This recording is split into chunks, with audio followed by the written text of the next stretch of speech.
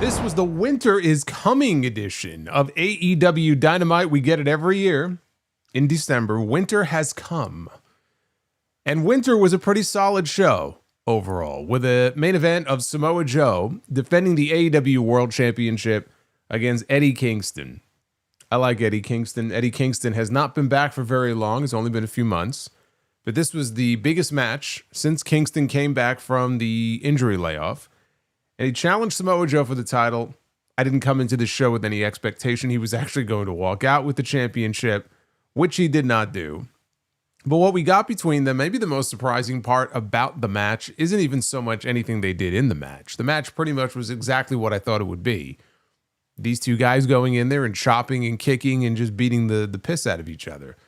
But Samoa Joe retains the AEW World Championship fair and square in the middle of the ring, and he gets Eddie Kingston to tap out. We may have gotten a preview of Saturday night's main event tonight with John Cena and Gunther. But Eddie Kingston taps out, and Joe won the match clean as a whistle. There was no interference. Well, I mean, Hook was out there with him. And Hook got ejected from the match very early on. We didn't see the Opps for the rest of the match. There was no cheating. There was no, nefarious tactics. It was best one-on-one, mano-a-mano, Joe wins, and now it's on to World's End, where it looks like we are heading for yet another match between Joe and Hangman for the AEW World Championship, which it seemed that way coming into the show. And that was the most surprising part to me. I would say, pleasantly surprised that we didn't get the usual round of interference. It was kind of refreshing, but it also made for kind of a flat ending to the show. Taps out Eddie, who everybody loves, or at least in the crowd tonight, everybody loved, and then the show just ended. So a little bit of a flat ending there. But the show, I think, opened and ended in the same way, where we had a solid opener and we had a solid closer. The opening match was for the AEW Women's World Tag Team titles. We've had this tournament going on now for many, many weeks. We now officially have new AEW Women's Tag Team champions. It is the Babes of Wrath, Willow Nightingale, Harley Cameron. Yes, Harley Cameron now has a championship for the first time here in AEW. But it was what was in the middle of the show that made this show stand out. Because we had two matches in the Continental Classic tonight, both in the Gold League. And there was a match tonight between Kyle Fletcher and Speedball Mike Bailey. Speedball Mike Bailey came into this show with no points. Kyle Fletcher was at the top of the leaderboard. These two went out there for roughly 20 minutes and tore the house down. Had a great fucking match. Easily the best match of the tournament so far, with Speedball pulling off the upset and getting a win that even he was shocked by. But it was just an excellent back and forth match. The kind of match where nobody really loses. I mean, Kyle Fletcher lost, and yeah, that'll be part of his story now going forward, how shocked he was. But nobody really loses in a match like this. Speedball looked great. Fletcher goes into 2026 now. As big of a year as he had, 2026 should be even bigger for him if they play their cards right.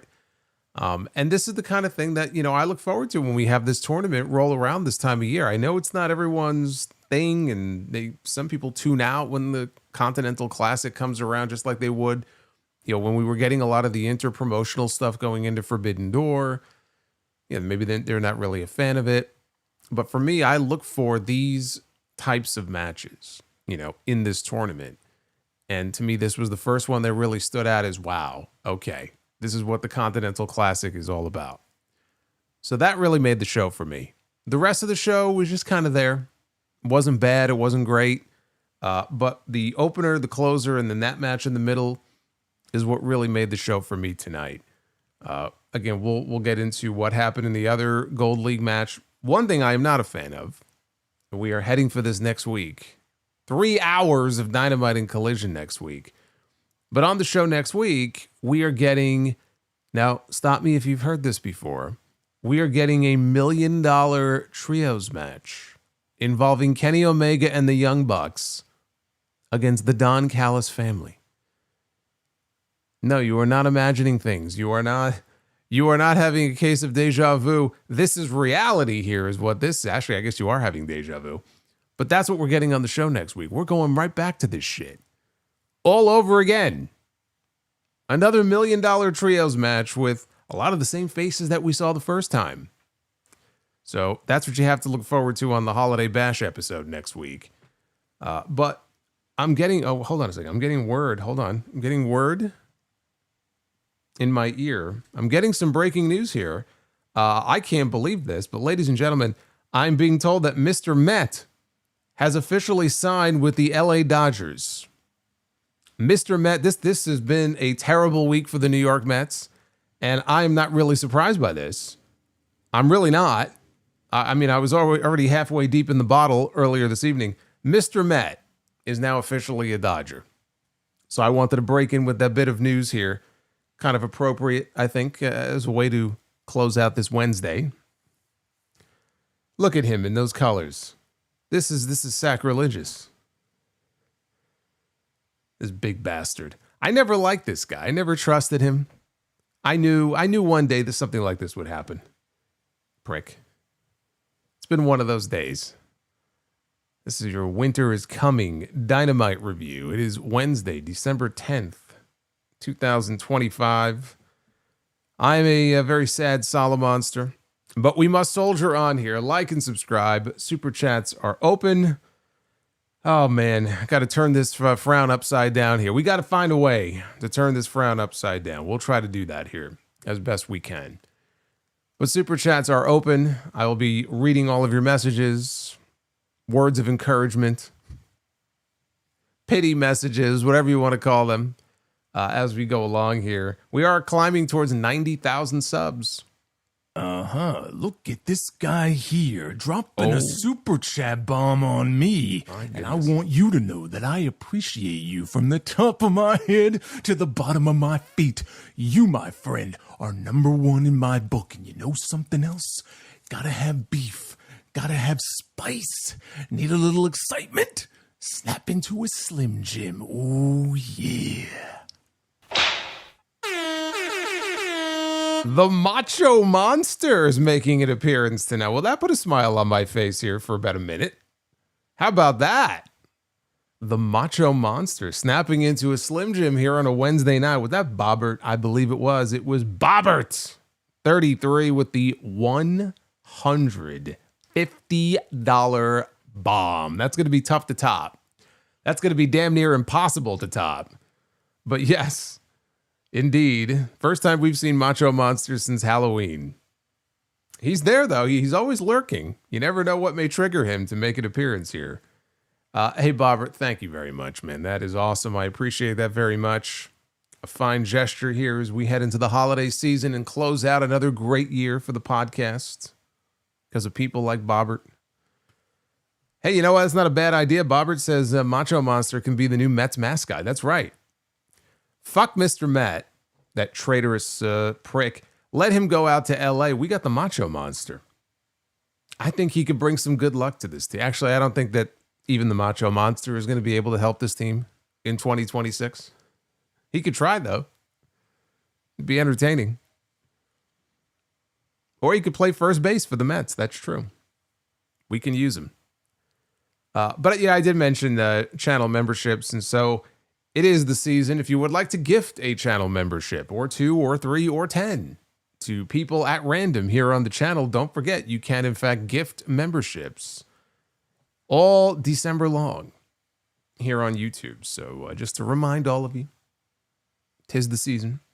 Start from the beginning of the show here. They opened Winter is Coming with the finals of the AEW Women's Tag Team Championship Tournament with Willow Nightingale and Harley Cameron, the Babes of Wrath, taking on Toni Storm and Mina Shirakawa, the Timeless Love Bombs.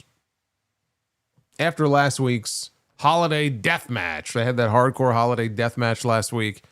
Excalibur questioned if the Love Bombs were going to be 100% here going into this match here tonight.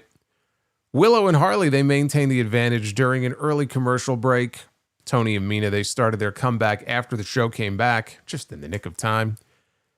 Mina wrenched on Harley's knee before applying a figure 4, and Harley reversed the pressure, and then both Toni and Willow got involved. Willow placed Toni in an Indian deathlock, and eventually Mina and Willow, they released their respective holds. Mina managed a DDT to Harley, and then Toni hit Storm Zero. So Willow was forced to break up the pin at the last second. Then they ended up out on the floor. Toni Storm went for a tornado DDT off the apron, and Willow stuffed the attempt and ended up dropping her with a suplex on the floor. And so as we headed into the finish here, that left Mina and Harley alone in the ring. Mina delivered a spinning back fist. She went for the glorious driver. Harley, though, countered onto her feet. She basically went up and over, landed on her feet, and delivered a reverse neck breaker, or as Tony Schiavone called it, because this is what Harley Cameron calls it, her finishing move. And that is indeed her finishing move. So at that point, she made a desperate tag to Willow, who entered and delivered a doctor bomb, and that's all it took. Mina Shirakawa takes the losing fall, and just like that, the Babes of Wrath are your very first.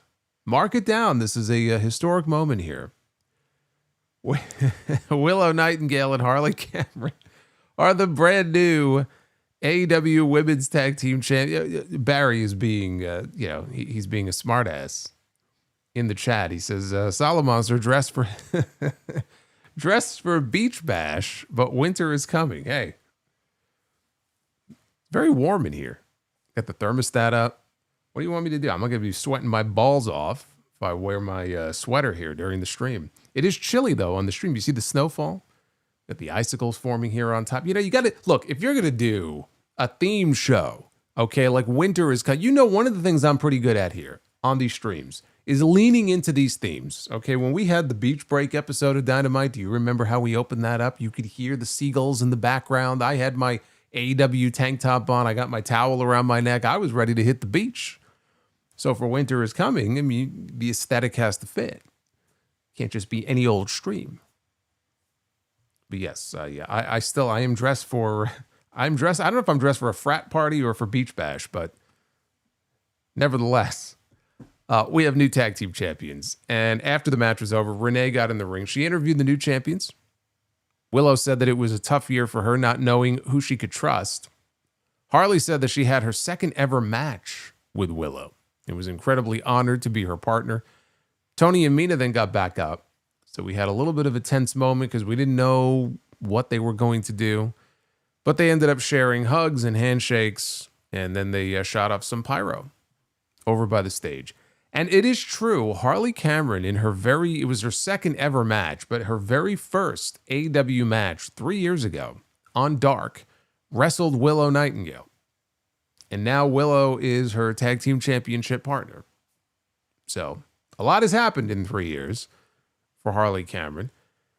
I thought it was a solid opener. I was expecting a little bit more, just given who was involved here and also the fact that it was the finals So I don't know. I think I was just expecting more out of this match. As it was, I thought it was solid. I thought it was fine. Tony and Mina were my pick to win the tournament. I stuck with them. I said last week, though, this could go either way. And I would not mind either outcome. You know, you have two babyface teams here. The crowd was pretty evenly behind both of them, you know, going back and forth. My mindset on this was Tony and Mina have lost their respective titles, right? They have nothing. They have nothing but each other. And I would put the belts on a team where, you know, you have Tony Storm, who is one of, if not the biggest star in that entire division, and one of the biggest stars in the entire company. So you establish the titles by putting them on Tony and Mina for a little bit, and they don't have to have them for too long. And then you transition those titles over to a team like Willow and Harley, or maybe a heel team, maybe, you know, the members of the Triangle of Madness or something, and let maybe Willow and Harley chase for a little bit before they ultimately win the belts. They went a different way with it. And you know what? That's fine. The only thing that matters now is that, okay, the tournament is over. The novelty now has worn off. We now have women's tag team champions for the first time. What are you going to do with them now? Right? That's the question. When there's no tournament, which guarantees a certain number of matches every week, now where do you go with Willow and Harley? Where do you go with these women's tag team titles? Because they clearly have other women's teams, but you now have to, you know, build stories out around them and start building up whoever the next set of challengers are going to be. That's going to be the key here. Otherwise, this was just a pointless exercise. So hopefully they'll have that story ready to go. But congratulations to Willow and Harley. Very likable. Fans love them. Harley has worked hard to try to improve. So we'll see where they go with this.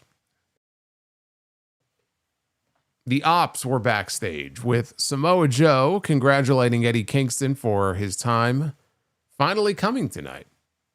You wanted the real Samoa Joe, the crusader of the independents, not realizing that that man has been standing in front of you all along. The man that Eddie looked up to was a wonderful idea, but the one who will kick his ass tonight is the man who will show him the reality of what this industry really is. Elsewhere backstage, Jon Moxley said that it was his back against the wall here in this Continental Classic. He said that what he has proven over and over again is that no matter how much sand is left in the hourglass, he can still score. So go ahead and count him out. And he called them the hungriest group of men in wrestling today, that being the Death Riders. Daniel Garcia chimed in. He said that they wake up every day and they choose to win. That's what he said. I mean, maybe the other members do, but it's hard for me to really make a list of, you know, recent notable wins that Daniel Garcia has had. So maybe he's referring to the rest of the Death Riders, not so much him and Wheeler Yuta, but maybe Claudio and Pac, who of course beat Darby Allin in Full Gear, Jon Moxley, who's lost a lot of matches this year, but he certainly won more than Daniel Garcia has. So perhaps that's who he was referring to. But he said that's why they are the hungriest and most dangerous group of men in wrestling today. We had our first of two Gold League matches tonight in the Continental Classic. Not even the best of the two. Still a good match, but this was not even the best that we got tonight. With Jack Perry, who was replacing the injured Darby Allin, who says he feels great, but he understands that AEW is kind of protecting him from himself, so he's cool with it. He'll come back when they say it's okay for him to come back. But in his place, they substituted Jack Perry. This was Jack Perry's first singles match in over a year, because he missed a lot of time. And then when he came back, he was doing the tag thing. So first singles match for this guy in forever. And it comes against Kazuchika Okada, of all people. Perry sent Okada to the floor right away. And then he threw him into the barricade and then into the ring steps. Okada reversed an Irish whip. He sent Perry into the barricade, but he recovered with a drop kick. Back in the ring, Perry landed a diving elbow from the top. Okada took the action, though, back to the outside. He threw Perry hard into the barricade, hard enough that he went flying over the barricade and into the audience. Later on, Perry landed a desperation lariat. He followed up with a German suplex. It was an awkward transition in the corner. Okada responded with an elbow from the top, and then he flashed the middle finger to the crowd, delivered a big drop kick. Perry fired back with a running knee strike a moment later for a close near fall. So he went for the snare trap, which is the submission hold he's used. Okada, though, broke the hold by biting Perry's hand, which actually is not the only time tonight that somebody has been bitten on this show. We actually had 3 different biting incidents on this show, 2 in this match alone. Okada went for a tombstone pile driver. Case in point, he went for a tombstone pile driver. Jack Perry is hanging upside down, right? 69. And he bites Okada on the dick. And Okada, of course, screams in horror, and he drops Jack Perry. Well, I mean, look, he found a way to escape. That's one way to escape the tombstone. Maybe the Undertaker's streak would not have gone on for as long as it did if somebody would have thought about this years ago. And they could have countered out of the tombstone in much the same way that Jack Perry did tonight. Maybe the streak wouldn't have been a thing. I don't know why nobody thought of that before. Perry then got the snare trap applied, and Okada was teasing. He was teasing that he was going to tap out here. The hand started coming down, then it would come up, then the hand would go down, then the hand would come up. Finally, he got to the ropes. He fled the ring. He went to go grab a chair. Perry, though, stopped him. Back in the ring, Okada landed a lariat and then held on to maintain wrist control. Perry escaped and went for another running knee strike, but Okada avoided it, and he delivered one Rainmaker for the win. And that's all she wrote. Yes, little Okada is sore after that, says Barry. Poor Okada. Good match here, but they are really pushing this narrative that, Okada is the greatest tournament wrestler ever. He's the greatest tournament wrestler of all time. And we know that he's not going to be taking many more losses outside of the opening match that he had where he lost to Kyle Fletcher. And maybe in the finals, if hopefully it comes down to him and Takeshita, and they don't drag it out for even longer. And then you also keep in mind that Jack Perry was not even originally in this tournament. He's substituting for someone else. You take all of those things together that I just said, and the outcome here was never in doubt. So, Okada did a good job of teasing that he might tap out in the snare trap, but let's be honest, nobody really expected any other outcome except the one that we had here. So there wasn't exactly a lot of drama here.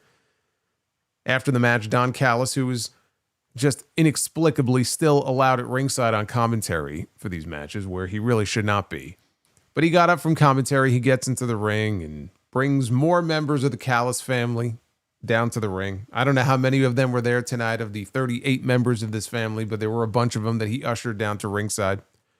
Rocky Romero was one of them. He had the duffel bags full of money that they stole from the Bucks back at Full Gear, the $1 million. Callis tried to convince Perry that he, being Callis, made a bad choice by offering the Young Bucks the money, and he should have given it to Jack instead. He said Perry lacks focus and a team of athletes around him, and he offered him a spot in the Don Callis family. Let's expand this family even more. We will welcome you with open arms, and you can join the family. And he also offered him a signing bonus with money out of the $1 million from the duffel bags. But he demanded an answer right away. He reminded him that he was outnumbered. And Callis said, if you don't answer, I'm going to go ahead and I'm going to cut your strings and put you in a chair. Perry said that he had an answer for him. He wasn't going to make him wait. I got an answer for you. He goes, and for the second time tonight, I'm going to be biting off more than I can chew. And I'm like, God, that's like one of those terrible Sidro jokes. Think about what he just said there. I'm going to be biting off more than I can chew. Okada should be happy, I guess, but what a fucking thing to say here. So then, of course, he starts attacking them, but he's outnumbered. He's outnumbered by like 8-1. So that didn't go too well for him. Out comes Luchasaurus, and he runs out to the ring. I use the word run very loosely. He wasn't running very well. But when he gets to the ring, instead of getting into the ring, he stops. He hesitates. It's like he's surveying the landscape. Meanwhile, his partner is down on the mat being beaten by these men.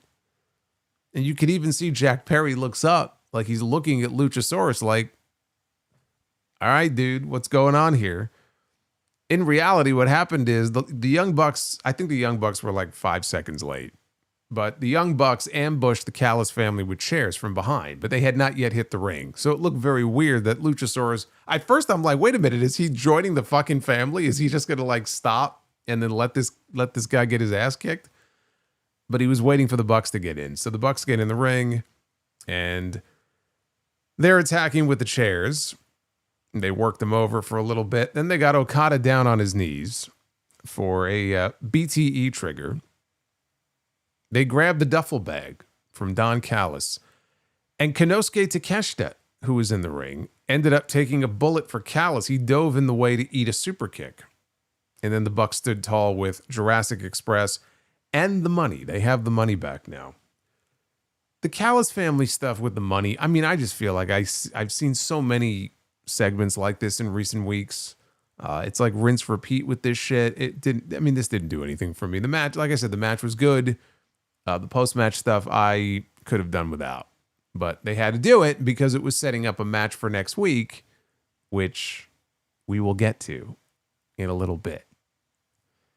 But first, we had a video package for Mercedes Moné.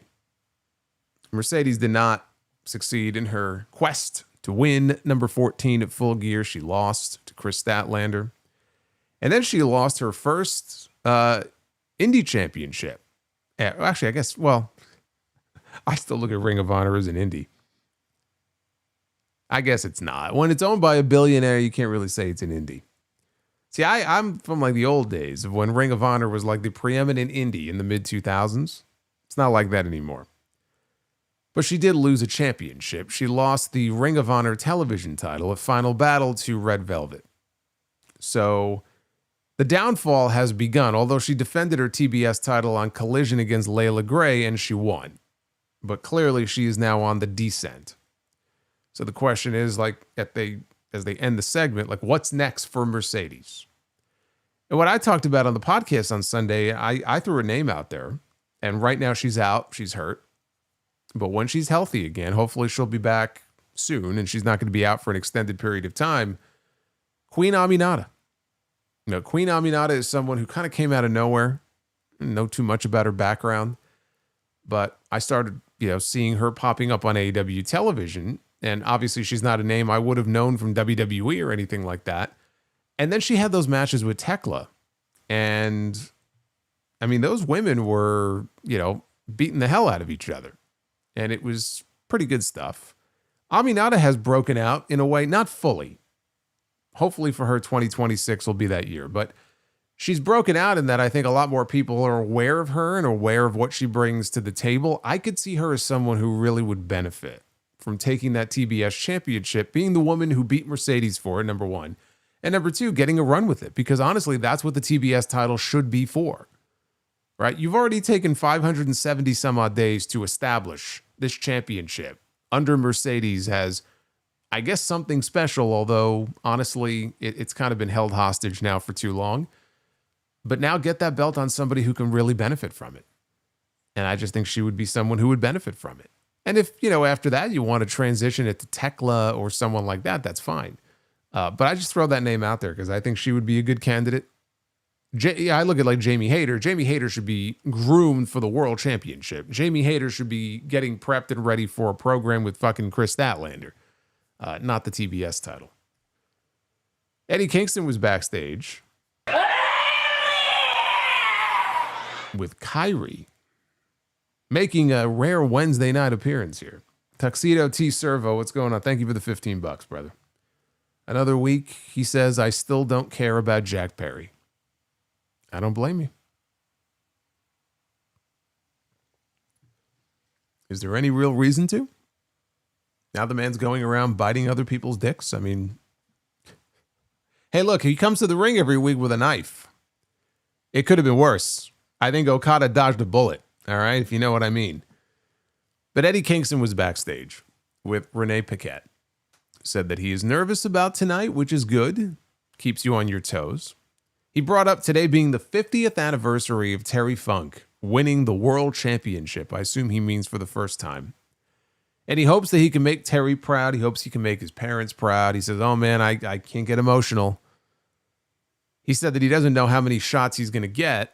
Tell Samoa Joe that he's going to have to put him down because there's no way he's going to quit. Well, he's just a liar, isn't he? I don't know. Makes you wonder now about John Cena this weekend. John Cena's been going around for 20 years saying, never give up. Never give up. Now I'm seeing these rumors that he's going to open the show on Saturday, which is complete bullshit. And pretty much foreshadows the finish of that match, if that's the case. I don't know. You got a lot of people saying, I'll never quit. I'll never quit. And then they turn around and they quit. Tony Schiavone was in the ring. Introduced the new TNT champion, Mark Briscoe, down to the ring. And Briscoe said that not long ago, certain individuals said that he would never win gold. He would never win the big one. But look at the shiny hardware he has now. The doubters are still out there, but respectfully, Briscoe says they can kiss his big white ass.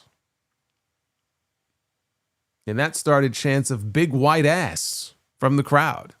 How long before they put that on a t-shirt? Who would walk around wearing a shirt like that, by the way? I mean, there are wrestling fans who would wear it, I'm sure. I mean, many years ago, the APA had a shirt that on the back said, always pounding ass. And there were people who bought that shirt. There were probably teenagers who wore that shirt to school. Imagine you're walking around your school with a shirt that on the back says, always pounding ass. That was the Attitude Era. That was the Attitude Era for you. It wasn't all great. Anyway, he got cut off here by a whiny little voice that was detached from a body. We could hear the voice. We couldn't see who it was at first. And actually on commentary, I think it might have been Tony Schiavone who said that, mentioned that he heard like a whiny voice. And I'm listening. I thought it was Ricochet. You say whiny voice, I think Ricochet. It wasn't Ricochet. Ricochet was not on this show. But it was Wheeler Yuta, Daniel Garcia, and Marina Shafir coming through the crowd on their way to the ring. And Garcia took the mic from Yuta, since he's the one challenging Mark Briscoe for the TNT title this weekend on Collision. He said he feels bad for Briscoe, as everything about him is sad.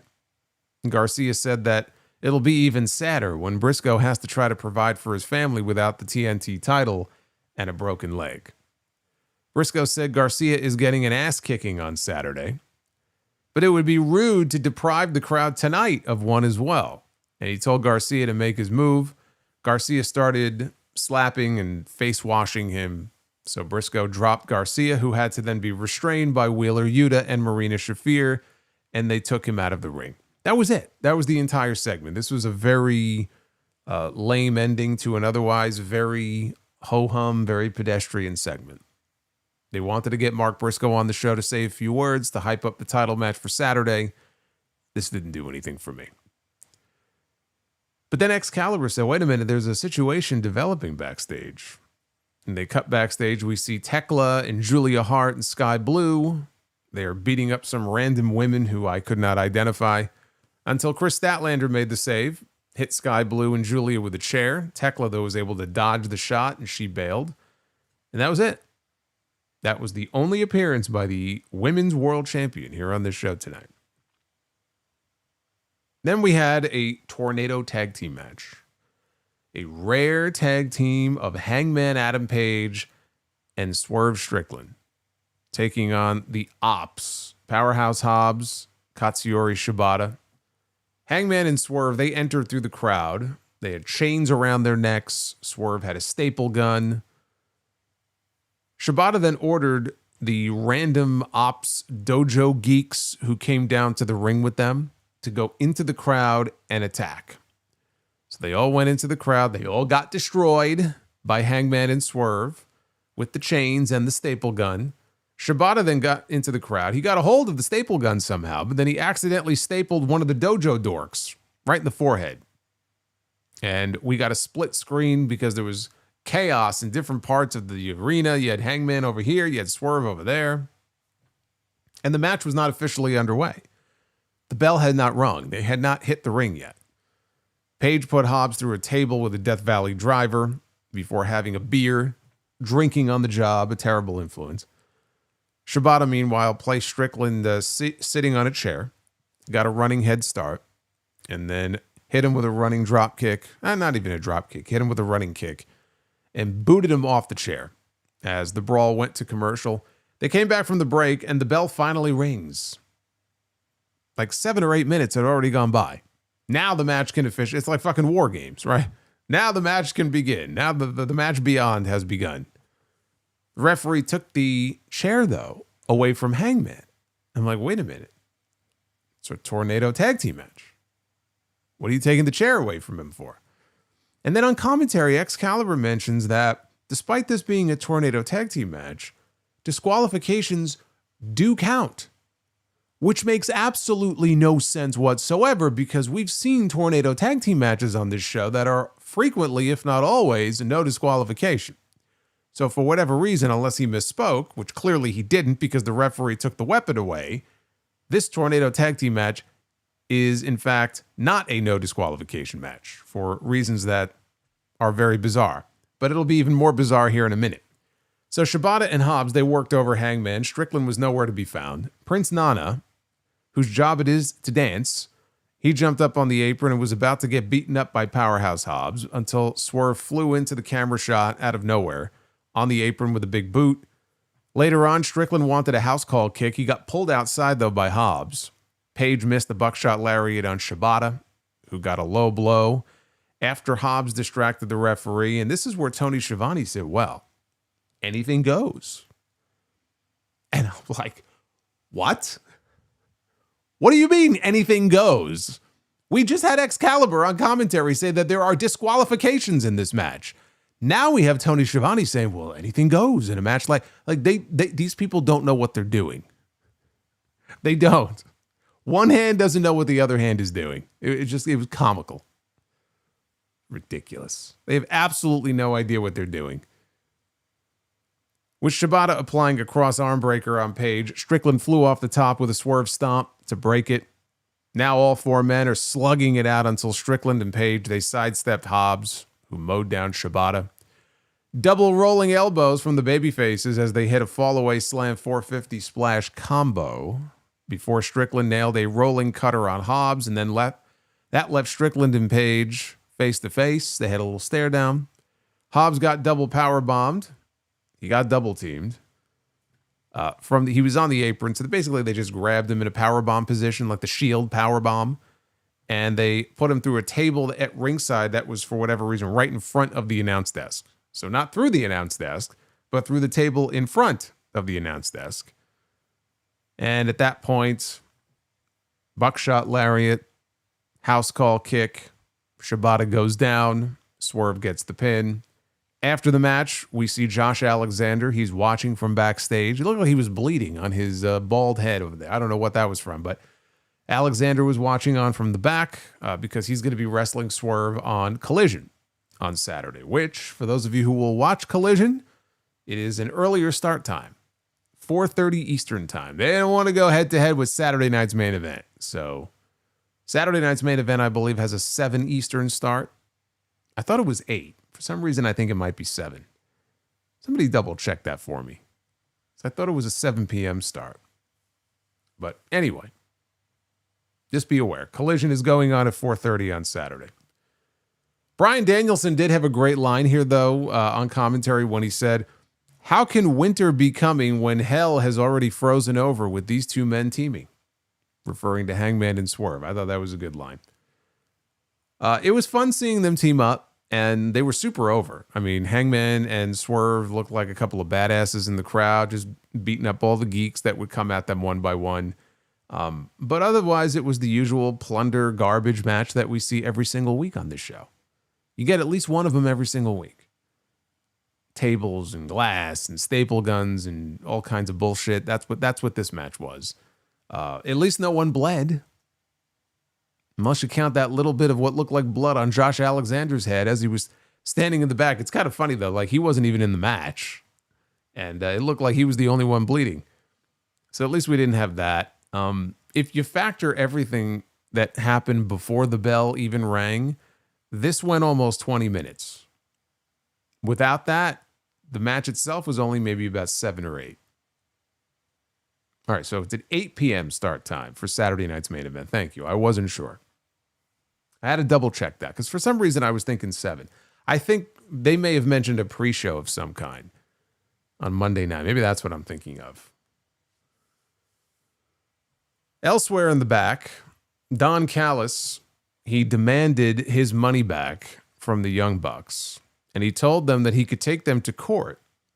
This was just Callis, by the way. He was not in the room with the Bucks. He didn't even have any of the other family members with him. It was him and a camera. And he was threatening, I could take you to court and get that money back, but I would prefer to get my pound of flesh. And then he issued a challenge. And stop me if you've heard this before. He issued a challenge for a trios match against the Young Bucks and a partner of their choosing for the $1 million. Yes, they are doing the same exact shit that they already did at Full Gear, the big $1 million match, and literally the same money, like the money the Bucks stole or stole back from them. They're running this back. And later on in the back, the Bucks approach the Dinosaur and ask him to be their partner.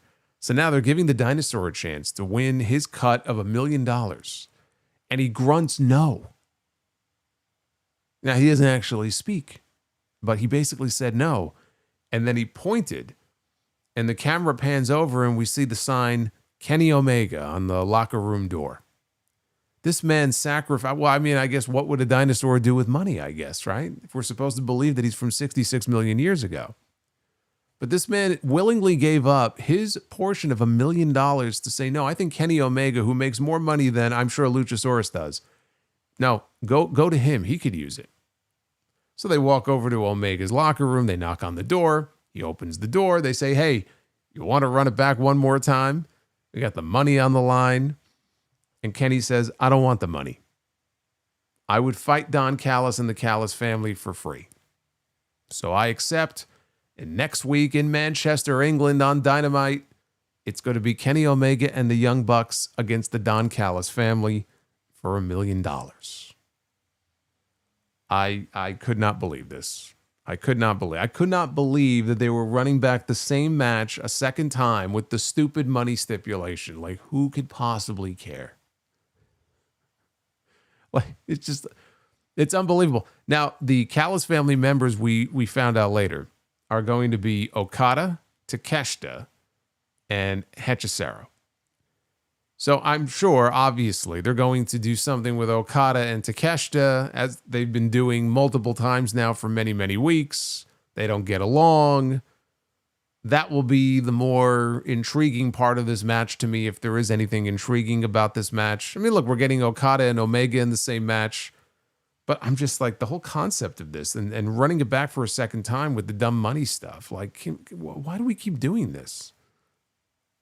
Like, are we really doing this again?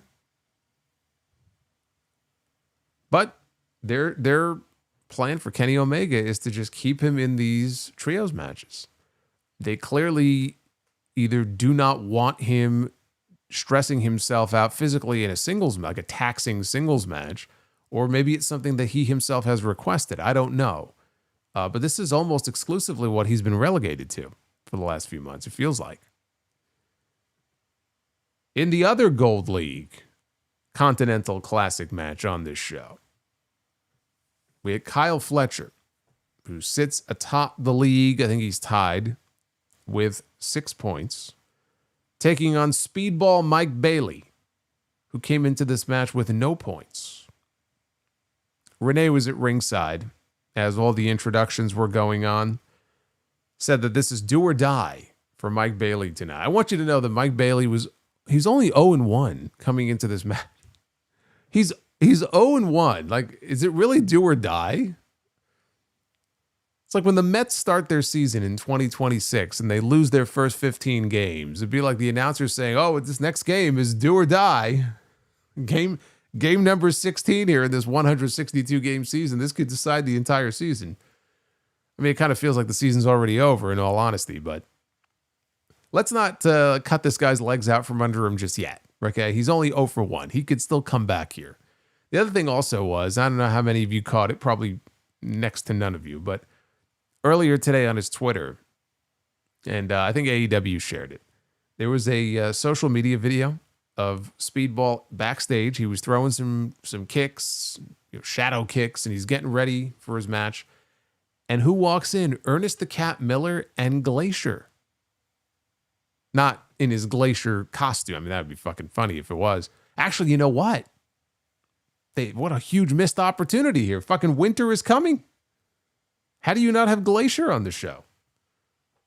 See, the thing, though, with the Continental Classic is that you're not allowed to have anybody at ringside. Otherwise, I would have had Glacier in like the full costume. He would have been out there rooting him on, cheering this guy on. Perfect time. But anyway, they walk up to Speedball in the back and they're giving him words of encouragement. Like, talk about a random cameo. It's like, okay. You know what's funny about that? I'm pretty sure that Ernest Miller, I don't remember if Glacier was there, but I'm almost positive that the Cat was part of Goldberg's entourage as he was coming out. Like, they were backstage with him. But as he was getting ready to come out for his final match against Gunther, I'm pretty sure Ernest Miller was part of his crew. So how about that? Jumping back and forth between WWE and AEW. That's right, Glacier. Glacier and the Cat. So Bayley got off to a good start, and Fletcher bailed out to the floor to regroup. After coming back into the ring, Fletcher took control, had some heavy strikes, stomps. Bayley fired back with a top rope crossbody. Fletcher, though, caught him out of midair, drove him into the mat with a backbreaker and a Uranagi back-to-back. Bayley, though, fired back with a series of kicks. He whiffed on a shooting star press, and then he low-bridged Fletcher to the floor. He followed up with a springboard tornillo. Both men ended up on top of the barricade outside, and Fletcher picks up Bayley in a body slam position. And as Fletcher himself, right, is coming off the barricade, he slams Speedball, and his lower back clips the edge. It clips the top of the barricade as he splats on the floor. And then they go to a commercial break. Come back. Both men now are on the apron. And Bayley delivers a standing double knee drop on Fletcher. Speedball delivered a Hurricane Rana after this from the top rope. But Fletcher got his feet up then on the follow-up shooting star press. Kyle followed that by tossing Bayley like a lawn dart into the corner and then hit basically a last ride powerbomb, sit-out powerbomb for a near fall. After they got to their feet, they had a chop battle that turned into a kick battle. After a series of reversals, back and forth they go. Bayley got a close near fall after a powerbomb reversal into a Rana. Bayley got another near fall after a head kick, and then he delivered the time adventure kick. And on that, he got the closest of near falls. They traded kicks back and forth. Bayley got the better of it. He delivered the ultimate weapon, and Fletcher was on his hands and knees, so he did it to the back. And Fletcher was able to kick out, though, after this. And crowd was fully into this. He went for another ultimate weapon on the floor outside, but he came up with nothing but his knees smacking the ground. And I winced. They're not even my knees, but I felt every bit of that. So back in the ring, Fletcher delivered a brainbuster, which is his finish. Bayley kicked out. Crowd can't believe it. Fletcher can't believe it. So after another series of reversals, Fletcher hit a wild lariat as Bayley ended up getting a cross-arm sunset flip with the arm and the legs trapped, and he got the flash pin to shock the world, and it sure shocked Kyle Fletcher based on the look on his face. And everybody went nuts for the finish. Kevin Knight runs out, his tag team partner, who's also in this tournament. He ran out to ringside to check on his partner and celebrate the win with him, and Fletcher was just left stunned. Wow. What a sprint that these two had there towards the end. The time call. Like, literally right when the finish was going down, Justin Roberts had just announced over the PA system that we had 1 minute left in this match. And I'm like, all right, are we getting a draw? Is that what we're getting here? Our first draw? Or are they going to do the thing where it's like down to the final 2 seconds? It's like, no. He announced there was a minute left in the match, and Bayley had already gone for the pinning combination, and he got the 1, 2, 3. So with a minute left in this match, he picks up the win. I like the way they did that. This was a fantastic match. Were there a lot of near falls near the end? Yes, there were. Yes, there were. But this was just an outstanding match. Bayley gets on the board with 3 points, and Fletcher is still obviously sitting in pretty good position right now with those 6 points. Look, Fletcher, and if you've watched his work this year, against everybody from Omega to Hangman and the matches he's had in this tournament, he won the TNT title. He's had a breakout year. You know, the guy's a stud in that ring. 2025 for him as a singles competitor was a breakout year. 2026 should be the year where he puts it all together. And I'm not going to say that he's going to be a world champion next year, but he should be in an even bigger and better position than the one he's in now. It should just be escalating for him from here on out, because he is one of those guys, those young stars, where they really did make a star. You know, and it's funny. As I was putting my notes together, I noticed there's one YouTube channel that I follow. It's called The Normies. I think they have almost 1 million subs. And it's like a group of, they review movies and TV shows. It's like a reaction channel. And some of the girls on the channel in recent months have started reviewing and reacting to wrestling stuff. Like they're big into WWE. And then I guess somebody put them on to the Tony Storm Mariah May feud. So they did a few videos, you know, watching their program.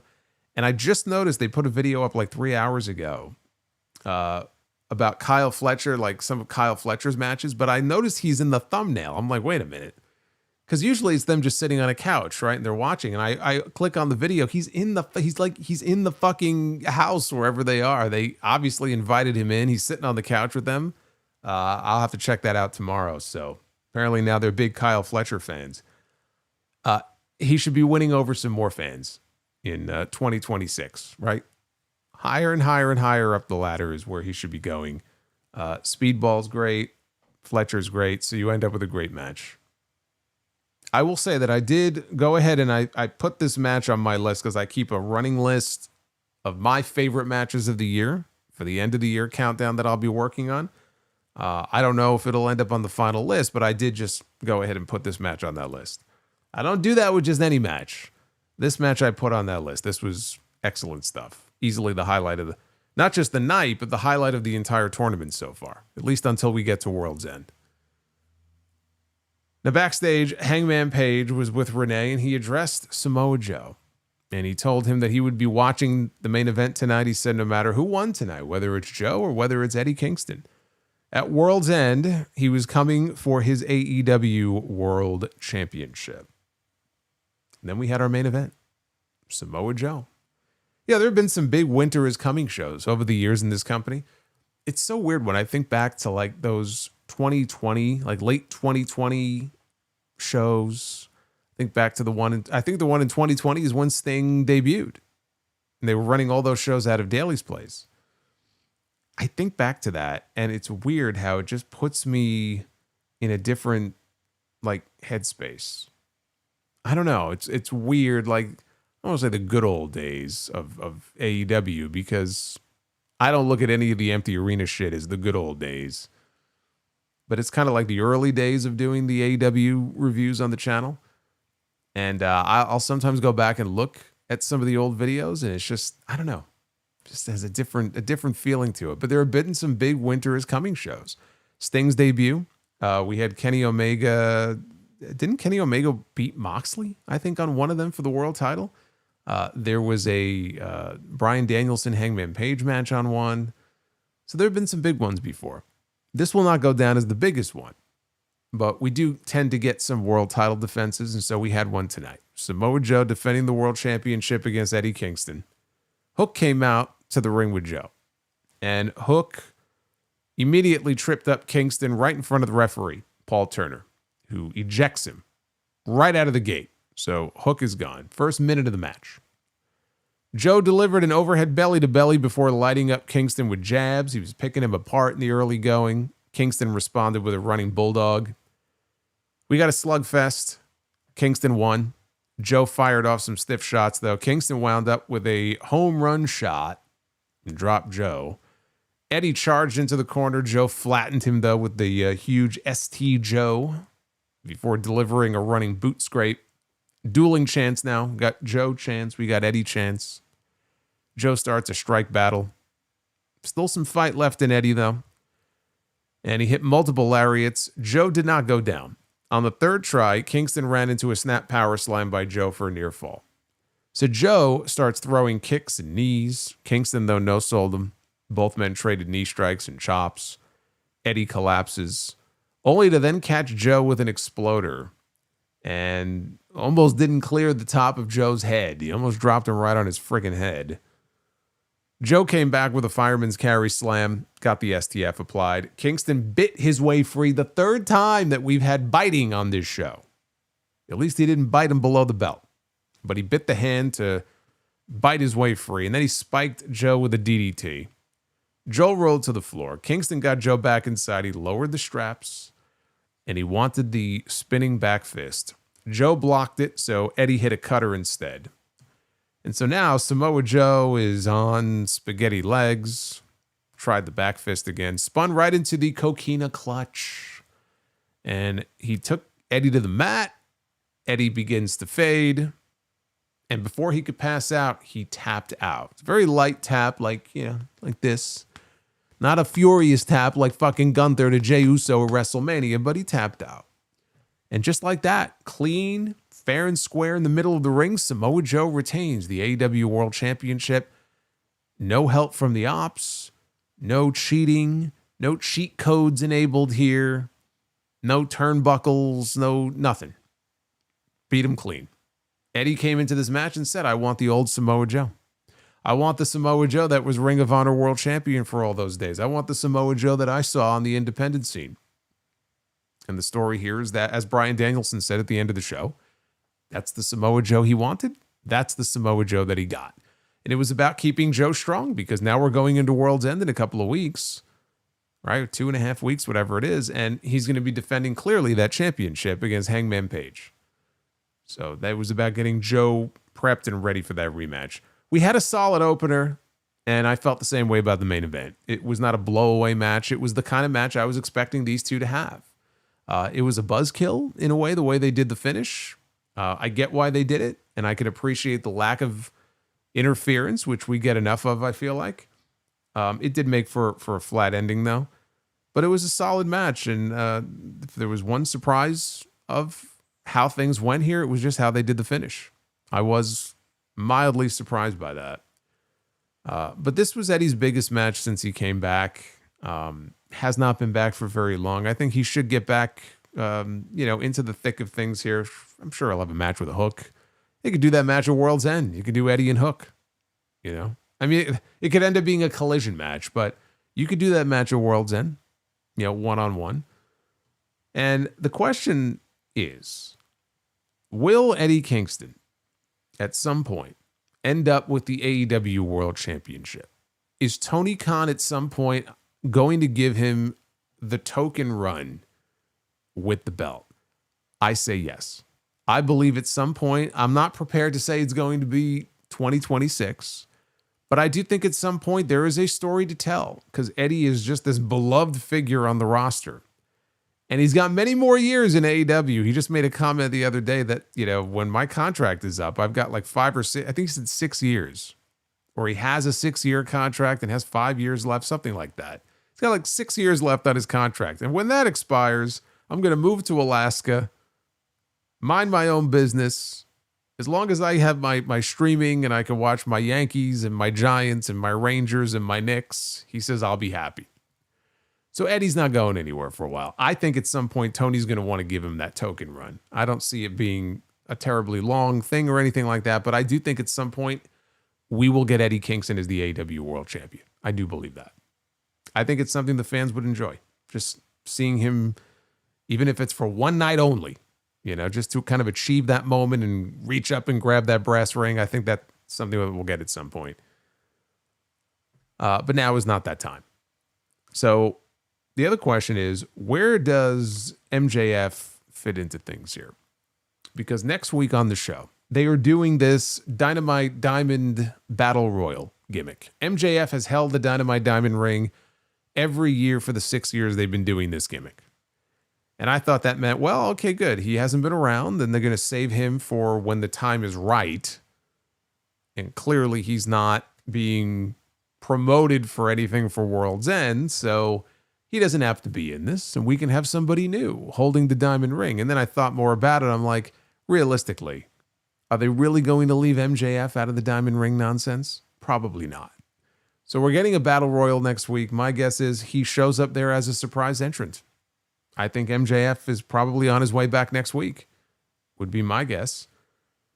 And then probably going to the finals, and they may put it on him for a 7th year in a row or 6th year, whatever it is, because that's his gimmick. They can't help themselves, right? He's got to have the diamond ring, but he's got that contract as well.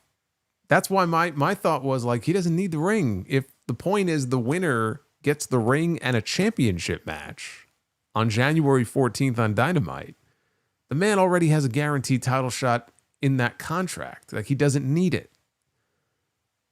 Maybe he goes to the finals after, the last 2 men in the Battle Royal, they get a match, and then that's how they're doing it. And then the winner of the match gets a title shot. Maybe he goes to that match, and then he loses, and somebody else gets the ring. But to me, it would be redundant if he just wins and then has a championship match on January 14th. Like, what's the fucking point of that? I mean, I guess he could go and lose, and then he still has another title shot banked. But I think that would be very dumb.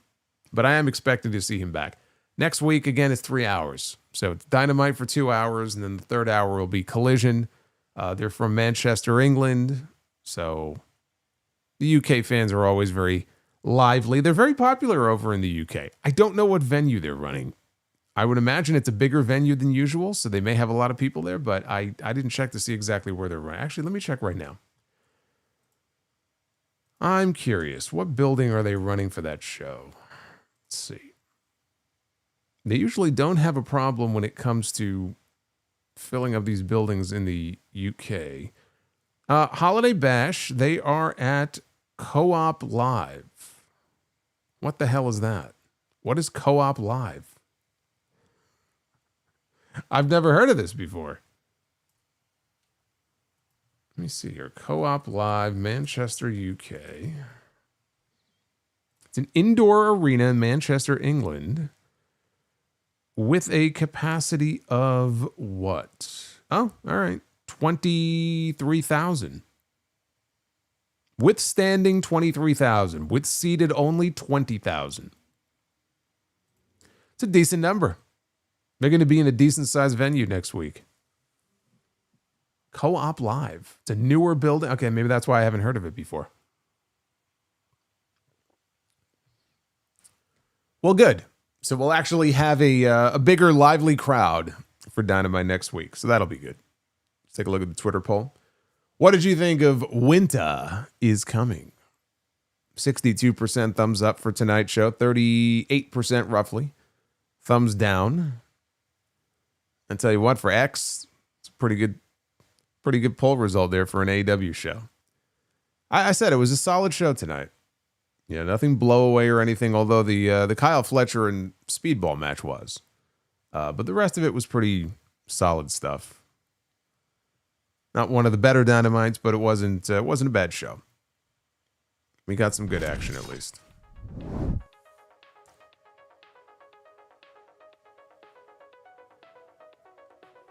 Let's take a look at your super chats. They have 9,000 tickets moved already. Good. They should be able to hit 10 then. That's what they do for usually the US pay-per-views. That's about what they did, I think, for Full Gear. Maybe a little more than that. Again, the sad thing is we don't get very many crowds like that for Dynamite. We just don't. It's still a weakness. If they knew they could fill the bigger venues. They would be running them by now. The fact they're still running a lot of smaller venues tells you that they're not confident that they could sell those tickets yet. And the idea is to get to a point where you can once again start bringing Dynamite out of the doldrums and start bringing it into bigger buildings, you know, and you can light that shit up. It looks great on camera. Get some loud crowds going. That should be the goal. Should be the goal heading into next year. All right, Kairi, my God. Asuka. Take a pill. This woman is all up in her hormones. Every friggin' stream, my God. Good Lord. Joseph Stewart is with us. Happy Wednesday, Solomonster. Yes, happy Wednesday, Joseph. Yeah, that's the Manchester show for next week. They're in Cardiff, Wales for Collision this weekend. And then next week they're in Manchester. And then actually, I think the weekend after that, I know it's the weekend of the House of Glory show is on Friday the 19th. So that weekend, they're taping Dynamite and Collision from the Manhattan Center. It's very interesting because Cody Rhodes had, oh God, who's the actor he just had on his podcast? Timothy Clement or whatever his name is. No, Chalamet. Say Clement. Who apparently is a big wrestling fan. And they had a discussion on the podcast about how come, it's totally random that this celebrity is like, yeah, I talked to Triple H about how come you guys don't do a show at the Manhattan Center. I'm like, I've only been asking that question on the podcast for years. But he goes, Triple H was like, yeah, we can't make money in that building. So if you're wondering why WWE doesn't run the Manhattan Center the way that AEW does, because at least in terms of WWE, they can't make any money, which I don't believe, by the way. This is the TKO era. You can't tell me with the ticket prices that they would charge for a Manhattan Center show, like at the Hammerstein, let's say, which is in the same building, that they couldn't make money off that show. But this is apparently what he told Timothy. Can't make money in that building. There's one, and I do know this is true. It's not a great building for TV. There's like one elevator that you have to use to transport all the pieces of equipment that they have. It's not a very TV friendly building. I still would love to see like an NXT show there. I think they can make money there. Joseph says, in your opinion, is Chris Jericho's WWE entrance one of the greatest entrances in WWE history? It's not the best. I mean, it's you know, he's got a pretty cool entrance. I mean, you want to go back to the beginning when he first debuted with the countdown clock and that original music, then yeah, that was a pretty badass entrance. I wouldn't say it's one of the greatest. The trailer to the new Supergirl movie premieres tomorrow online in the morning. Well, I will be sleeping, so I'm not setting an alarm for the morning. I'll wake up when I wake up, and I'll find out from you how the trailer is, because I ain't waking up for that. Did you know that Robin Williams was almost cast in Harry Potter as Hagrid? I did not know that. I don't even know who Hagrid is. Hagrid sounds like a terrible guy, though. Did you know Dustin Hoffman was almost cast in Harry Potter as Snape? These names, Snape and Hagrid, they mean nothing to me. I'm sorry. They don't mean anything to me. Were you a fan of the Harry Potter movies? As you could tell, I have never seen a single Harry Potter movie. I've never seen a single Harry Potter movie. I've never read a single Harry Potter book. So I can't comment on them, but they made millions and billions of dollars, so obviously people like them. Was I a fan of the Lord of the Rings movies? See, okay, so I thought that would be more my thing, and I watched the first one, or I started watching the first one, and I fell asleep. And I never went back to it. So I never watched The Two Towers or whatever the next one was. Is it worth me going back and trying again? Who are your personal, or who are your favorite characters in the... I'm sorry. I have no favorite characters in either one of those movies. Actually, you know what? In the Lord of the Rings movies, I'll go with Gandalf. How about that? That's my favorite character, Gandalf. What are your thoughts on people saying Dominic Mysterio is the next John Cena and Braun Breaker is the next Batista? I don't think anybody is saying that. And I hate that comparison because let them be themselves. I hate making those comparisons. Were you a fan of the Pirates of the Caribbean movies, and who was your favorite character in those movies? Jack Sparrow. Captain Jack. I had some Captain Jack with dinner last night, as a matter of fact. Have you seen the movie Mrs. Santa Claus from 1996 with Angela Lansbury as Mrs. Claus and Charles Durning as Mr. Claus? Santa Claus. No, I saw Angela Lansbury on Murder, She Wrote, and I did not see Angela Lansbury in anything else. Do you remember the show The Big Comfy Couch? What the fuck is that? I wish I was on my big comfy couch right now. Of course, I'd have to have a big comfy couch, which I don't have. It's not that comfortable. But as long as I'm still here, I'm not buying new furniture until I get the fuck out of here. Joseph Stewart, do you remember around this time in 1985? I don't remember too much about 1985. That there were Santa Claus, the movie, McDonald's Happy Meals, in the movie with Dudley Moore. Did not know that. Although I had many Happy Meals back when I was younger. The toys that were in there used to be cool. Have I seen the Arthur movies with Dudley Moore? No, I saw some Dudley Moore movies, but I don't think I saw the Arthur movies. Didn't he do a movie with like a monkey or an orangutan or something?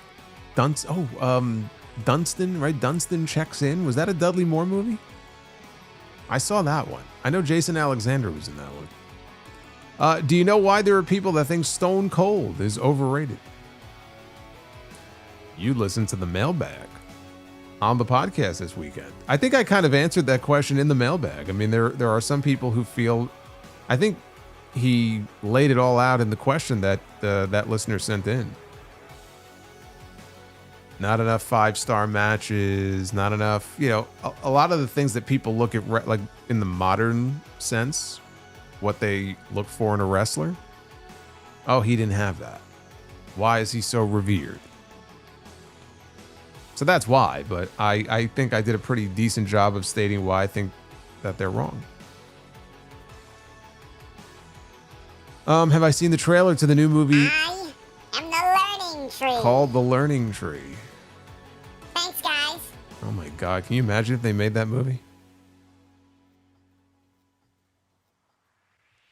That's a horror movie waiting to be made if there ever was one.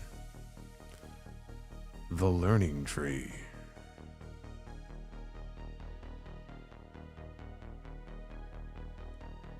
Yeah, no, I haven't seen that, the Robert Pattinson movie you're talking about. I didn't see the trailer when it came out this morning. I've seen the movie Fred Claus. It's a movie about Santa Claus's brother. Never saw it. What about Santa Slay with Goldberg? Well, that actually wasn't bad. A killer Santa Claus. A killer Jewish Santa Claus. Yes. I did see that. What are your thoughts on The Rock being nominated for a Golden Globe Award? Good for him. I'm happy for him. Beyond that, I have no feelings. I feel nothing. Do you miss Adam Cole in WWE? I do. I think he could have done big things there. Were you a fan of the Godzilla movie from '98 with Matthew Broderick and Jean Reno? It's funny, I was just watching, I don't know, clips from that movie ended up in my YouTube algorithm somehow a few months ago. It wasn't bad. I mean, I think there were a lot of people who liked it. There were a lot of people who didn't like it. I don't know, it feels to me like it had a very divided reception. I didn't think it was that bad. I mean, it was no Godzilla -0, but... do I think Stone Cold Steve Austin should have hosted Saturday Night Live in the late 1990s? Yeah, I think he should have. As hot as he was at that time? What are your top 5 favorite John Cena moments? Well, we'll talk more John Cena on the podcast this week. I don't want to just pop a top 5 out of nowhere. It's more matches than moments, honestly.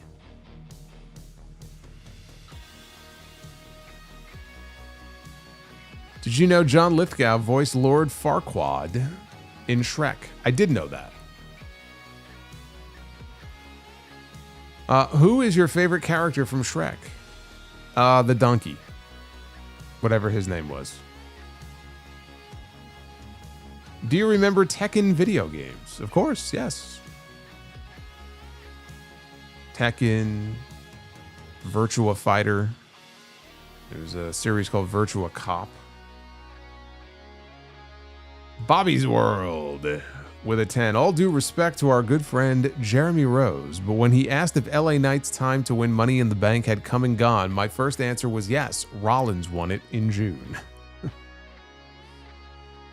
That's 2 years in a row, by the way, that he was favored by a lot of people to win, and it didn't work out. Donkey's name is Donkey? Okay. Well, there you go. Imagine any wrestler biting the Undertaker like Jack Perry did to Okada. That poor soul would rest in peace, says dried ribs and chicken with flavor. It's kind of a visual I don't need, you know? Mark Henry upside down in the tombstone, taking a chunk out of the Undertaker's crotch. He'd have to no-sell it, right? It's the Undertaker. He no-sells everything. Flamethrower Fluff Salisbury. The Ocean Center in Daytona Beach used to be known for Hogan's heel turn. After tonight, it's the place where Fluff Jr. graduated college. Summa cum laude. Look at that. All right. Round of applause for Fluff Jr.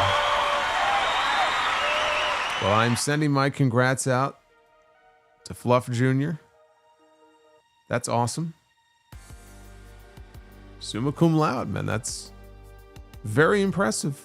I wonder where he got it from. Where did he get all the brains from in the family? Was it Fluff? Was it Mrs. Fluff?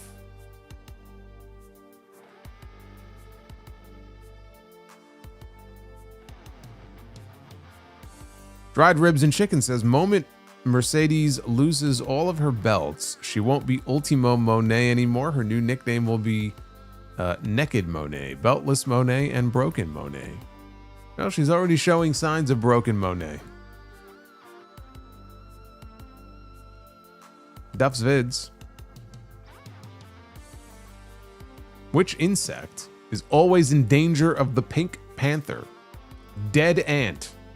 Dead ant, dead ant, dead ant, dead ant. Dead ant, dead ant. Didn't. You didn't think I was going to get that one, did you? I used to watch the Pink Panther cartoon. I knew exactly what you were doing there. He also said, got arrested yesterday for stealing a kitchen utensils. Misspelled his own super chat. It was a whisk I was willing to take. What do you call an Asian hitman? Chinese takeout. Okay, that's good. I gotta give you credit for that one. Also, what do you call a medieval spy? Surveillance. Surveillance, yes. Okay, all right.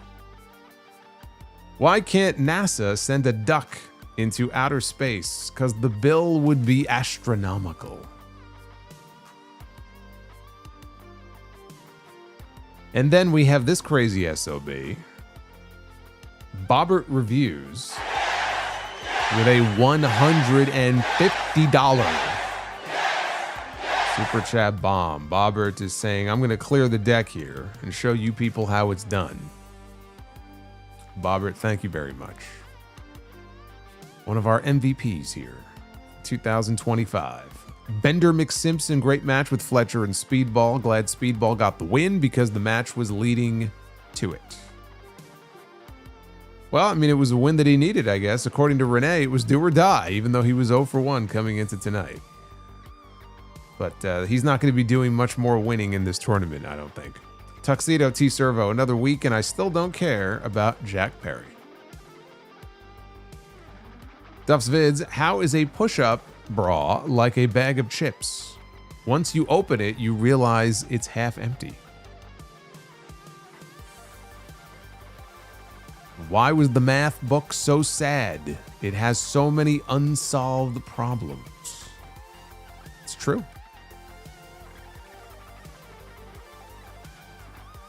Why is everyone always thirsting in the North Pole? Know well. Boo. Boo. Say boo on the likes, too. We're only at 338. Looks like Be the Booker is going to have to wait until Friday at this point. Not looking good. Jeremy Rose with a $15 super chat. MJF wins the title shot in an MJF fashion, announces that he is also using his contract the same night in case he loses. Therefore, he wears out the champion, loses then, instantly starts a new match, and wins. So you think they're going to do a title change on the Maximum Carnage episode of Dynamite in the middle of January? I mean, they could. The thing is, there's sort of a pay-per-view drought after World's End. I don't think they have another show until Revolution, which is, I want to say March 15th. So between December 27th and March 15th, there are no scheduled pay-per-views. So, I mean, it's possible. Not really expecting it, but it's possible.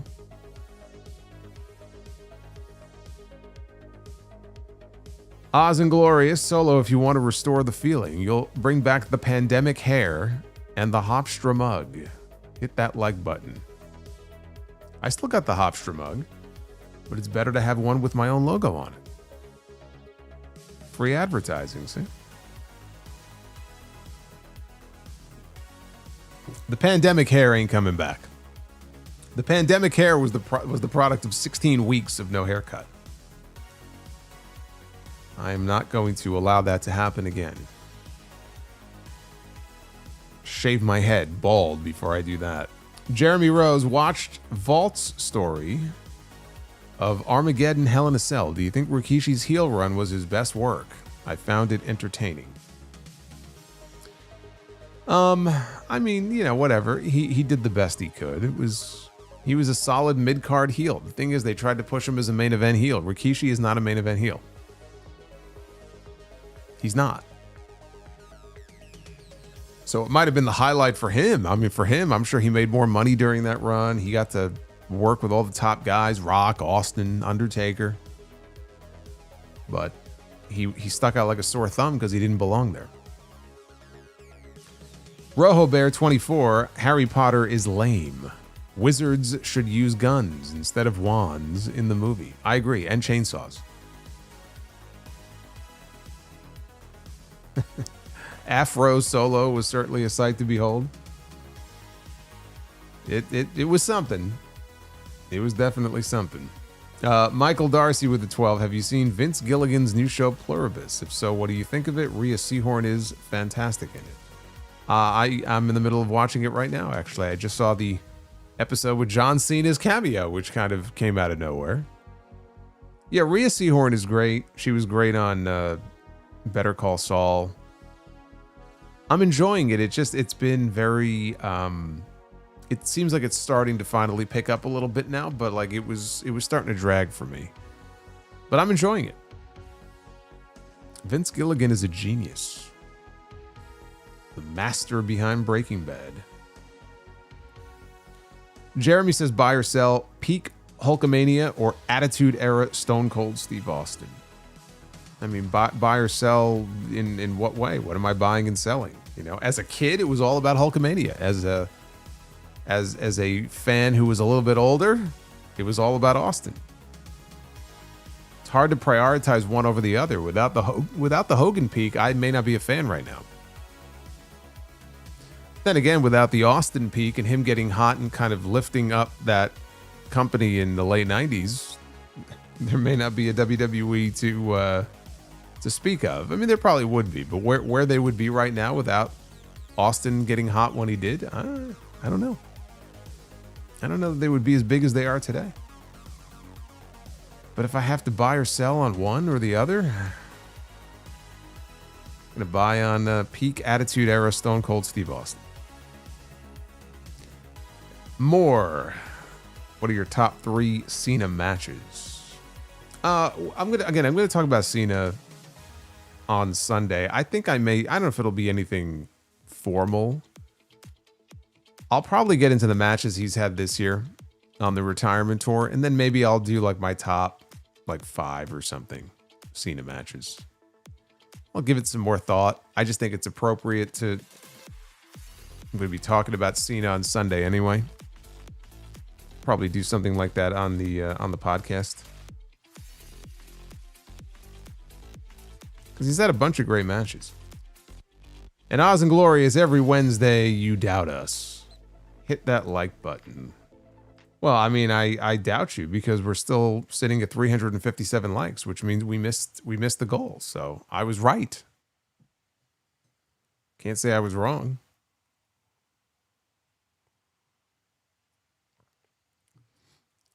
All right, let me check out the member chats, which unfortunately they don't show up on that list. So I have to go to a different column. I don't know why it has to be that way, but that's YouTube for you.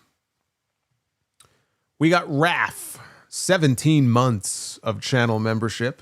Thrilled for Speedball and the Babes of Wrath. Per my YouTube recap, I saw 222 of your videos in 2025. Top 2% viewer. Thank you for the great year. On to 2026. I love it. I love it. Top 2%.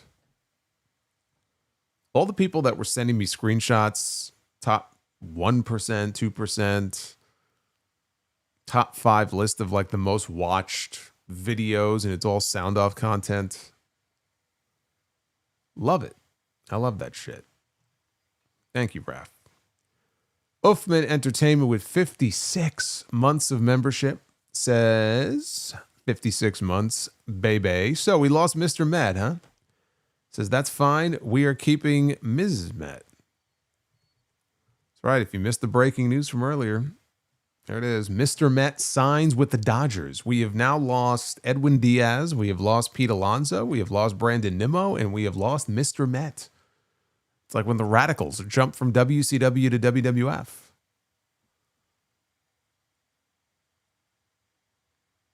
It's a sad day. It's a dark day in Mets history. Terrible. Absolutely terrible.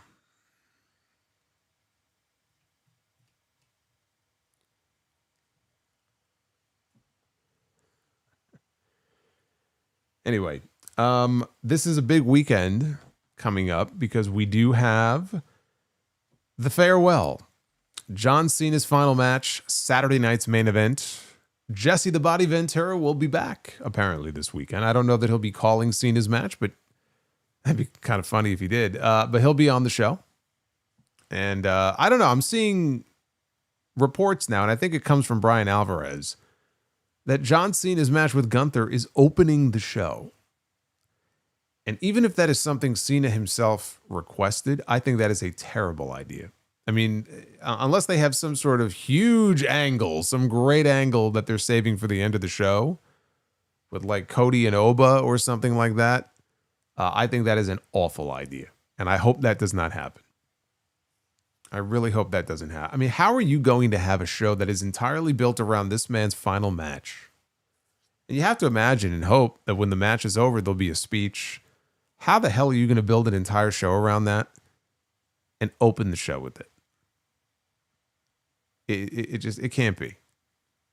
Whatever happens, though, I will be live on YouTube as soon as the show is over on Saturday night. So join me back here on the channel live, and we'll talk about John Cena's final match. Dr. Scorpio, thanks for letting Alonzo walk to the AL East. Oh, you're welcome. Enjoy. Enjoy the polar bear.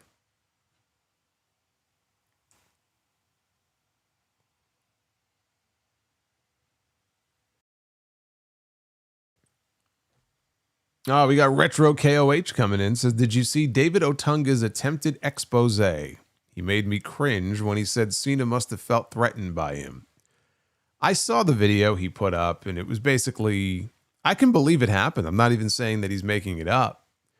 There are certain incidents that have been shared over the years where Cena just comes off as a total dick.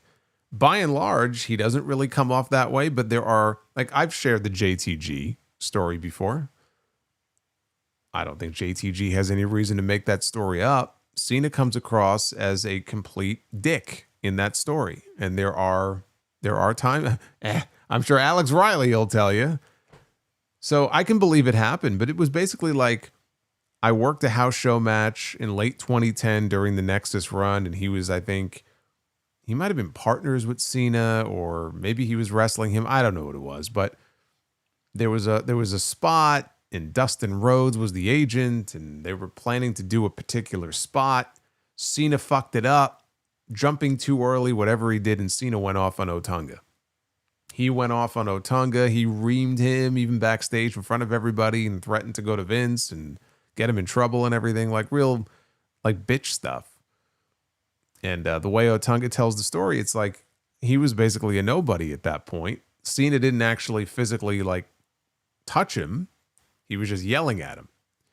So he said, oh, there was nothing I can do. I just had to take it. But if he put his hands on me, that would have been the end of John Cena.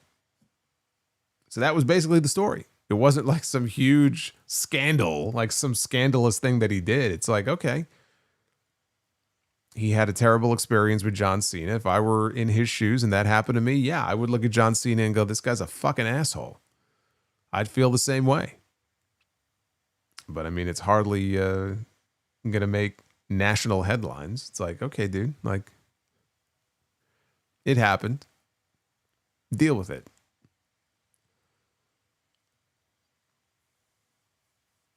Yeah, there were things that he said that did make me cringe. I am the learning tree. Speaking of making me cringe. Thanks, guys. The learning tree. Right on cue. Dude here 73. Says, at some point, Eddie should have a similar build to the AEW title like Foley had in WWE. Have him win it on one of these themed Dynamite shows. Would make for a great moment, dare I say, cinema. Oh, don't use that word. No, there's a definite story there that you can build to it. I think the people will want to see it if you build that story right. And if he wins it off of a heel that people just hate and despise, like an MJF. I'm not saying it needs to be him, but just somebody who can be like a real asshole heel. It's like, okay, save us, Eddie. You know, take the title from this scumbag. Could definitely work. Oz and Glorious, I've never seen John Cena wrestle, but he comes off as an incredibly disingenuous individual in his interviews. And the Taiwan thing, too. The thing about Cena's interviews, he comes off as so fake. You know, and like in the Joe Rogan interview, I checked out most of it, because I wanted to see how that compared to the others. And clearly in that interview, there is a switch that gets flipped when he's doing interviews almost anywhere else. He adapts to whatever environment he's in. So in the Joe Rogan interview, it was just F-bombs every other sentence. But he was just more relaxed, and they talked about like a lot of non-wrestling stuff and life shit and stuff like that. And it's like, okay, fine. But then you watch the interview with Bill Simmons, you watch the interview with Tom Rinaldi, you watch the interview with Chris Van Vliet, because Cena's been all over the place, and you get corporate, robotic, android Cena, where you'll get some interesting nuggets from him, like buried deep within the hour that you talk to him, but a lot of it is just corporate, just fucking nonsense where he just doesn't really answer the question. Or he gives you the most long-winded nothing answer that you could ask for.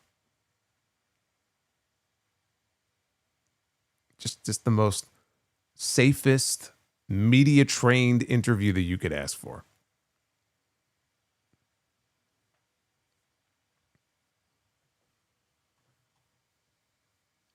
Cena saying he got emotional over CM Punk in Saudi Arabia is something. Yeah, I don't know. That was quite the answer. No, I think he said that Punk was accountable by going to Saudi, like some fucking nonsense like that. Give me a break.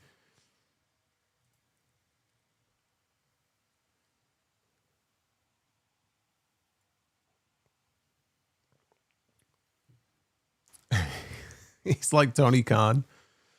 Yeah, you know what? He is in many ways. It's like, just answer the fucking question, dude. The Tony Khan of WWE. All right. I will see you live here on this channel on Friday night. That is the night before Saturday night's main event. That will kick off a very busy weekend of content because we have Friday Night Live. We have Saturday Night Live. Not the one on NBC. And then the Sunday Sound Off. And then we have Raw next Monday. So it's just one right after the other after the other. You would think around the holidays things get quiet, take a little week off or something. No, we don't do that around here. I feel like I'm working more now than I have in months. Linkmaster, Saudi owns Pepsi Phil.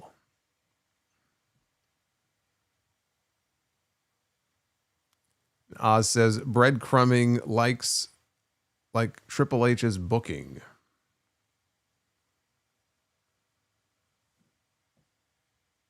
Thank you, brother.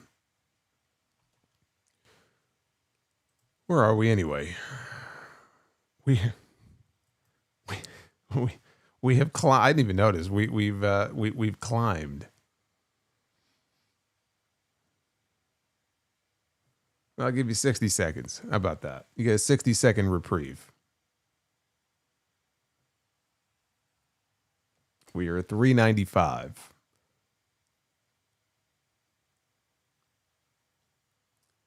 Oh, look who's coming in here. I just saw it out of the corner of my eye. Get ready. Get my guitar. We're going to be strumming. Here we go. Nick Wayne's mom has got it going on. She's all I want, and I've waited for so long. Nick Wayne, can't you see? Go away and leave me be. I hope she likes this song, cause I'm in love with Nick Wayne's mom. Nick Wayne's mom has got it going on. Nick Wayne's mom has gotta love this song. Oh, where has Mother Wayne gone? Mother Wayne disappeared when Nick Wayne disappeared from television. Everyone's disappeared. Copeland disappeared. Christian disappeared. Nick Wayne disappeared. Kip Sabian disappeared. Mother Wayne disappeared. They're all gone. Where art have she thou gone? I don't know what the fuck I'm saying. Not so fast, Solo, says Leopoldo. I know I'll get some hate for it, but F it. If you need some help going back to sleep, just watch Lord of the Rings 2 and 3. Says, yep, I said it. P.S. Harry Potter sucks. Not a fan of Harry Potter, but apparently a fan of Lord of the Rings. Is Leopoldo coming in the clutch with $28.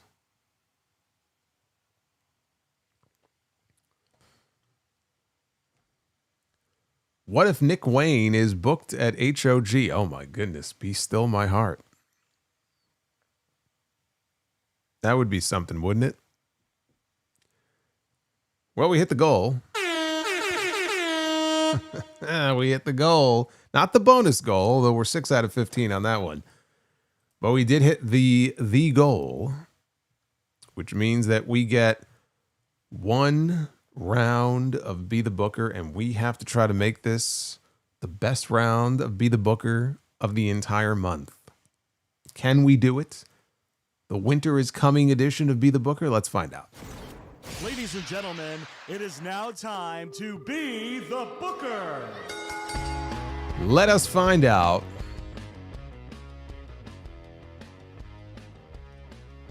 how we are going to do in Be the Booker. Hey, Dr. Scorpio, what's going on? Thank you, brother, for the super chat. Should raise the likes for Be the Booker. You want me to raise the likes? I'll raise the likes. You're going to have to work that much harder for it. We'll be doing Be the Booker twice a month. But hey, there's multiple people who want it. We'll raise it to 450 or 500 if that's what you want. All right, tag team Be the Booker. Here we go. We have the Creed brothers. See, I did what Triple H is afraid to do. I have booked the Creeds. They are now a part of the Be the Booker promotion. We haven't seen very much of them on TV. We haven't seen any of them on TV.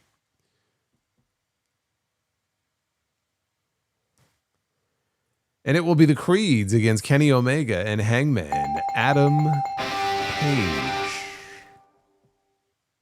Let the Creeds go, man. Let them loose. I don't mean let them go from the company. I just mean like cut them loose out there in the ring against Kenny and Hangman, and you will have an excellent match. That would be an excellent match. I didn't mean release them, although maybe they should at this point. The AEW tag team division, man, they would fit right in there.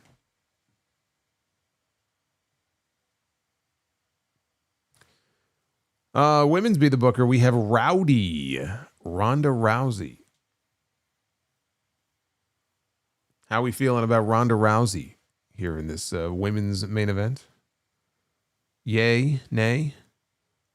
Ronda Rousey against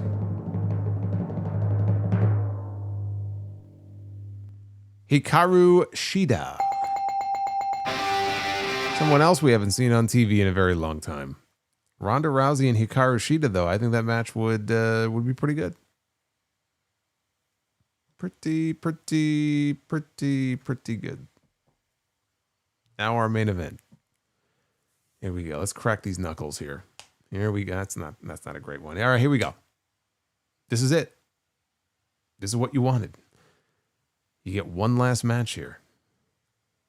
We have the former, soon to be again, TNA World Heavyweight Champion. There he is with his title, Mike Santana, the former House of Glory World Heavyweight Champion for 554 days.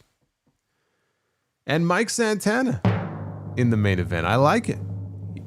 You should have seen some of the main events he had for us. One of the best matches I saw all year. Mike Santana, and it is Be the Booker is over. After the Wyatt Six massacred the roster.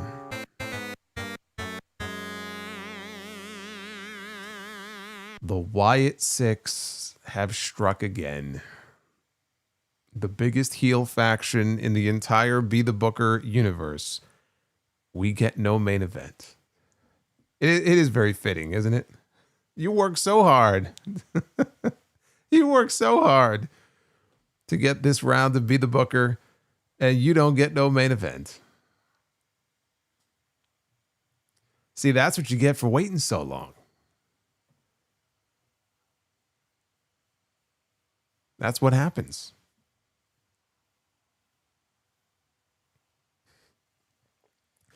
You can't say all that for nothing. You got Ronda Rousey. You got Ronda Rousey against Hikaru Shida. That's your default main event now.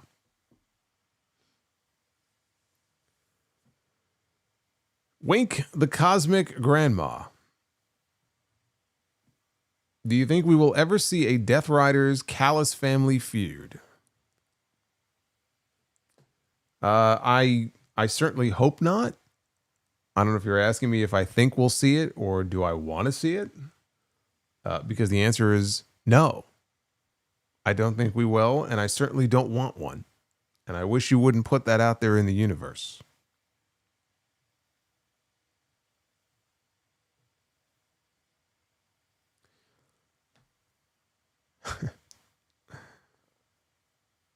Yeah, no, Paige and Kenny against the Creeds is a good tag match. You got a decent card there.